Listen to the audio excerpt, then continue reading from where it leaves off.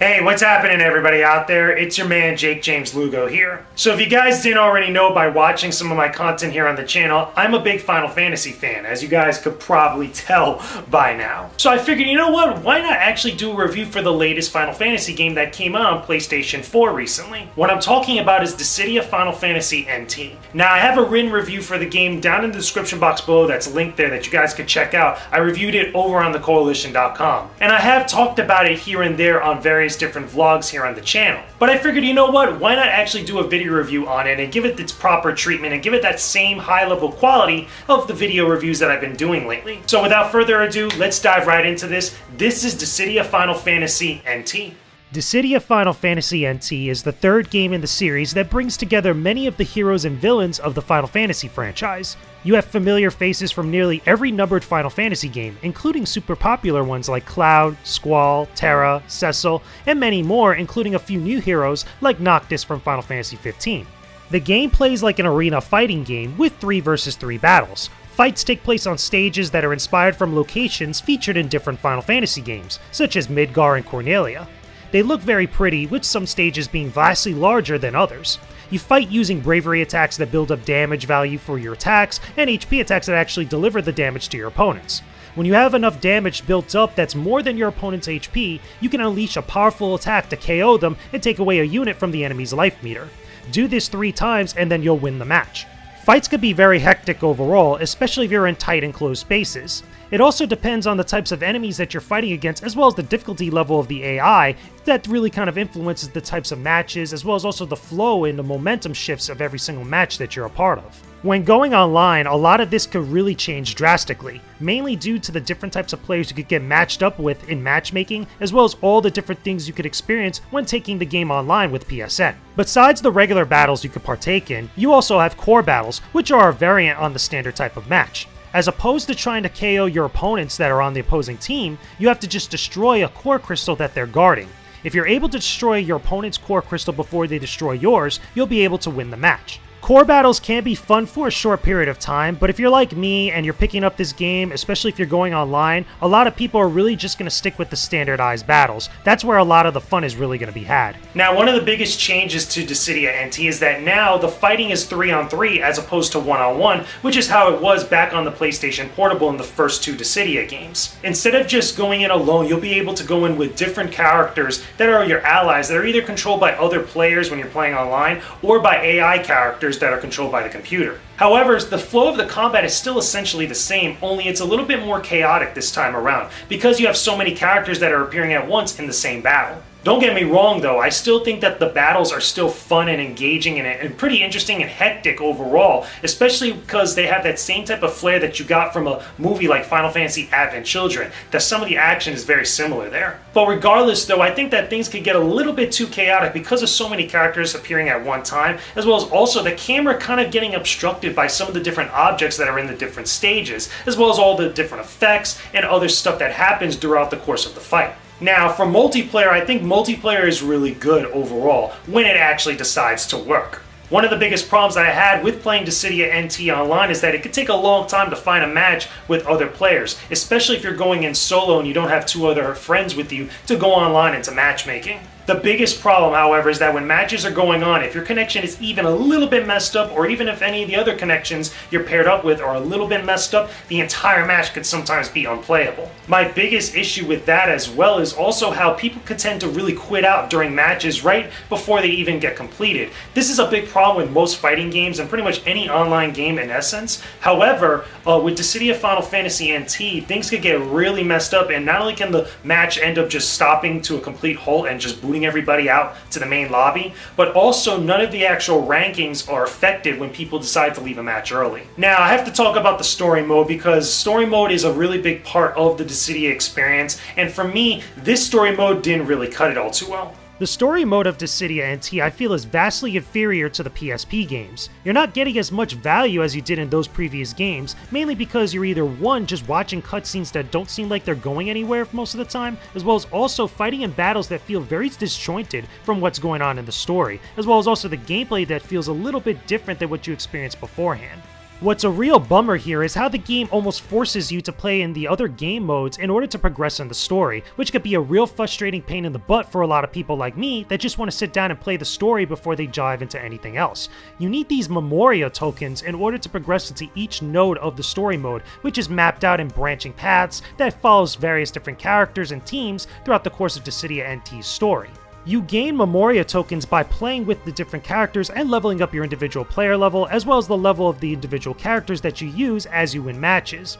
This wouldn't be so bad if the game was very lenient with the amount of tokens that it gives you. However, it could be a real grind and super frustrating when you have to force yourself to come out of story mode to go play in the Gauntlet arcade mode or online in order just to get a few more tokens to progress to the next few nodes or branching paths in story mode. I find that very unneeded, I find it very frustrating, and a real chore to do so, unlike in the previous Dissidia games where you could just sit down and play the story mode straight through before having to dive into anything else.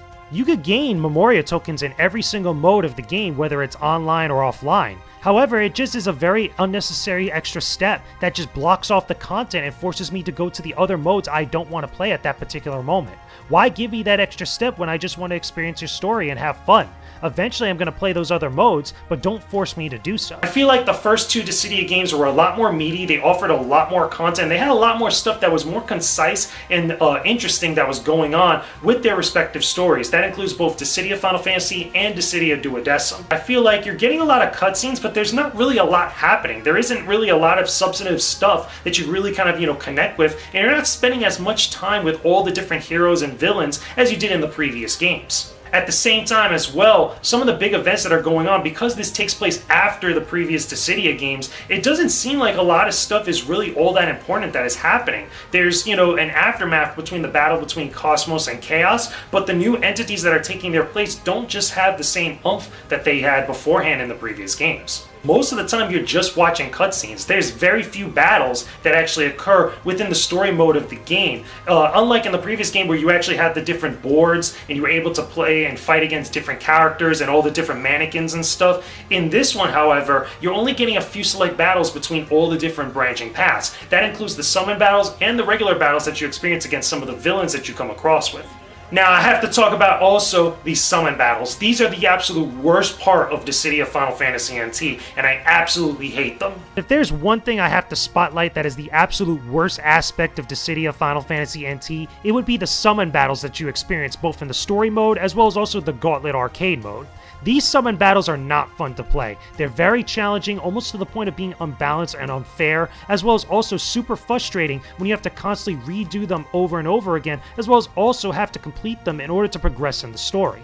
It's very cool to fight some of the most popular Final Fantasy summons to ever appear in the series, including ones like Ifrit, Alexander, Shiva, Ramu, Odin, and the list goes on. These look very pretty and they're very well designed as far as the looks and the aesthetic of them. However, gameplay-wise, they totally break the experience in my opinion. I find them very frustrating, I find them very annoying, and just not a joy to play whatsoever. They stick out like a sore thumb in the rest of the actual game. The reason why I hate them so much is not only because they're very unfair in a lot of different regards with the different bravery damage that they deal to you, and also just the range and the kind of properties that most of these summons attacks have, but also they just feel so out of place compared to the rest of the game. I would have rather had it where I fought other characters again and again, or spent more time looking at some of the events going on with some of the other villains and heroes that are part of the main story, rather than deal with these summon battles, even though the summons are an intricate part of the Final Fantasy lore. They still look good. They look very, very good. Again, Square Enix has a knack for making their games look very pretty. However, the way that these play out and the way that you kind of have to almost exploit certain things in order to get by them can be very frustrating overall, and I just did not enjoy playing them whatsoever. And finally, I have to talk about these collectibles. Again, with the previous Dissidia games, they have a lot of collectibles, including a lot of Final Fantasy music and remixed tracks, which is always appreciated. The music of Final Fantasy is awesome. The collectibles in Dissidia Final Fantasy NT can be pretty neat here and there, especially some of the different costumes, the weapons, or the musical tracks that you could get. However, it can be really annoying obtaining some of them, especially when you have to go into the in-game shop and purchase some of the collectibles that are there. The real problem here is that the game never really gives you enough gil whenever you complete a matchup. Even if you win by a landslide, you're only going to get a certain amount of gil, and it's not enough to really go into the in-game store and purchase a bunch of them in bulk. You could also gain collectibles by getting some of these different treasures every time you level up an individual character or your individual player level. These act like loot drops, and you could get a bunch of different collectibles from them. However, you're not always going to get the specific item that you want, and it's much more easier just to go to the in-game shop and get something a little bit more specific that you might want at the time. Dissidia Final Fantasy NT is an interesting game, however it is not as good as the previous Dissidia games, and I feel like we deserve a lot better. As Dissidia fans, as Final Fantasy fans, it's still a celebration of everything that's Final Fantasy, however, it could have been much better overall in the way that it was designed, in the way that it was put together as a package, and the overall experience that it gives to us players. The previous Dissidia games that were on the PSP felt very meaty. They were offering a lot more content. There was a lot more bang for your buck that I felt like you were getting out of those games. And this one, while still pretty and still awesome that we get online play, and the fact that it's on modern day consoles, on the PlayStation 4 specifically, that's pretty cool, but I still wanted more. I still wanted much more of that same type of, complete and meaty experience that I got beforehand. At the same time, I still wish that there were more characters from various different Final Fantasy games that were really popular that appeared in the previous games. Some of those characters like Tifa, like Laguna, No Love for Cypher from Final Fantasy VIII, No Love for Auron from Final Fantasy X, Yuna. There's a lot of other characters from all the different Final Fantasy games that are featured in Dissidia NT that just don't get any sort of love. So with that being said though, that's my thoughts on Dissidia Final Fantasy NT. I hope you guys enjoyed this video review. Again, I'm a big Dissidia fan. Even though I didn't think this one was all that great compared to the previous games, I still enjoy it. I still think it's very cool. And I still love checking out all that's going on with the Final Fantasy series and some of the amazing characters that we have in all the different games. If you guys want to, definitely check out my written review of Dissidia Final Fantasy NT over on the Coalition. There's links in the description box below, as well as also check out the guide that I helped construct over on IGN.com. I did most of the stuff for the Wiki Guide, and I did videos for IGN that's related to Dissidia Final Fantasy NT. Kind of teaches you how to get through some of the tougher parts, especially those summon battles. They're really annoying, trust me. But also, in addition to that, make sure that you guys support me on Patreon. Again, there's links in the description box below. I am now on Patreon. I finally officially launched it not too long ago, at least a couple days ago at the time I'm recording this video review. But I'm finally on Patreon. I'm doing exclusive content for you guys. It would mean the world to me if you guys could support me on there on Patreon. I'll give you guys exclusive vlogs, exclusive podcasts, AMAs, a whole bunch of other great stuff, including the ability to choose which games that I review for the month. There's a lot on there. I have like about 6 or 7 tiers on the Patreon page, and I hope you guys are able to check it out and show me some love and show me support on there. With that being said though, I will talk to you guys again very soon. Peace out, stay epic everybody. Hey, thanks a ton for watching this video review. I really appreciate it. Make sure that you guys subscribe to my channel and check out some of my other video reviews that I have here on the side for you all. And don't forget that I'm on Patreon right now. If you guys want to get some exclusive content and even more great video reviews and other vlogs and other cool stuff, make sure you guys support me on Patreon. I have a ton of exclusive content that I'm going to be bringing to you guys very soon. Thanks again, and stay epic, everyone.